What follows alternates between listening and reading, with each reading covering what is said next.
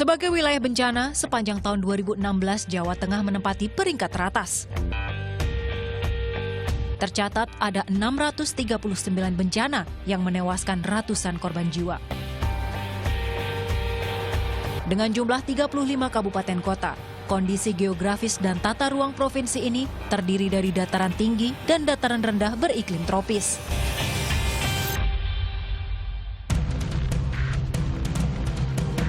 Hampir seluruh tipe bencana pernah melanda. Sebut saja banjir, kekeringan, tanah longsor, gempa bumi, hingga angin topan. Di awal tahun 2017 ini saja, 102 bencana menerpa. Bahkan, 32 kabupaten kota diantaranya memiliki indeks resiko tinggi, terkecuali ibu kota Jawa Tengah, Semarang.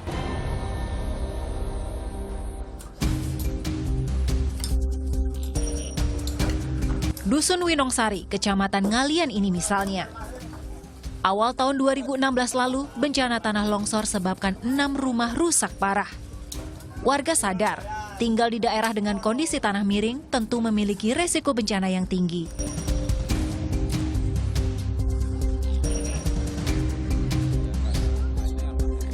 Namun nyatanya warga tetap bertahan. Kalau musim-musim penghujan ya kekhawatiran tetap ada. Kalau kan kita ya tidak tahu, mungkin tanah labil kan, itu nanti wayah-wayah kalau ada longsor bisa juga terjadi. Tapi untuk warga sini khususnya yang bertempat tinggal kurang lebih ada yang 40 tahun, 45 tahun itu sulit untuk diajak tinggal yang lain. Nah, selama ini antisipasinya pondasi yang longsor kemarin itu sudah dibantu dari dinas-dinas terkait. Kewaspadaan tentu harus ditingkatkan, termasuk sigap dan tanggap akan bencana yang datang sewaktu-waktu.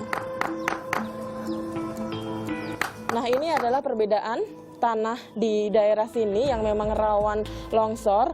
Ini yang masih padat dan yang sebelah sini ketukannya berbeda seperti mengetuk ruang kosong. Itu artinya tanah di bawah tempat ini sudah berongga dan sangat labil. Jadi ketika hujan turun lebat, kemungkinan untuk tanah ini longsor menjadi sangat besar.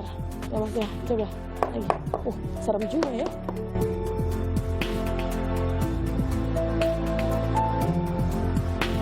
Dari tahun ke tahun, penataan permukiman di zona merah selalu jadi sorotan. Namun faktanya, perumahan dan bangunan baru kian bertambah tanpa aturan jelas. Konstruksi bangunan tak banyak yang memperhatikan kondisi alam. Akibatnya, lahan resapan yang kian berkurang. Aksi tanpa solusi tentu menghasilkan bencana yang terus mendominasi. Ya, kadang-kadang kita mengejar, ini supaya perumahannya jadi menarik apa itu kan dengan transis yang meninggi gitu. Tapi alangkah bahayanya kalau yang menghuni rumah itu juga tidak memperdulikan, misalnya ada pohon-pohon yang ditebang. Itu akibatnya tanahnya jadi gembur karena hujan. Nah, ini bisa mengakibatkan longsor. Oleh karena itu sebetulnya kesalahannya tidak hanya tanah aja, tapi juga peranan dari eksekutif itu juga harus memperhatikan itu. Peranan dari developer dan orang-orang penghuni rumahnya.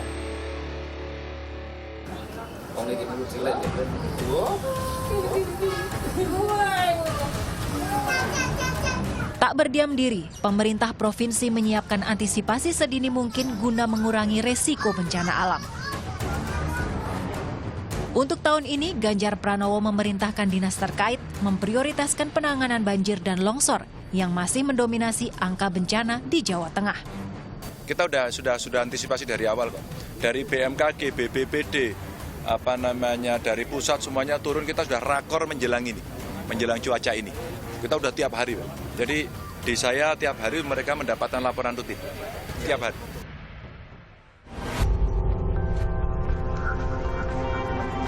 Gayung bersambut, penanganan bencana adalah tanggung jawab bersama. Tak hanya pemerintah, pasukan oranye Basarnas pun juga disiagakan 24 jam. Kalau sudah dinyatakan memasuki musim hujan, biasanya kita di internal kami, kantor SAR Semarang ini sudah siaga 1. Artinya kekuatan personil full tim 127 orang. Baik kita sebar di Semarang, Cilacap, Jeporo maupun di Pos Solo. Bencana alam tak selalu karena faktor alam. Manusia pun ikut berperan.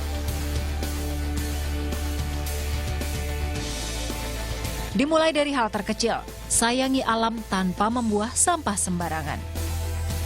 Peran pemerintah memang mutlak diperlukan, tapi ada satu hal yang memang harus diperhatikan selain kewaspadaan yang memang harus dimiliki oleh setiap warga, yaitu hal yang sederhana tapi kadang manusia sering lupa, membuang sampah pada tempatnya. Absaritno Safirul Hanif melaporkan untuk NET.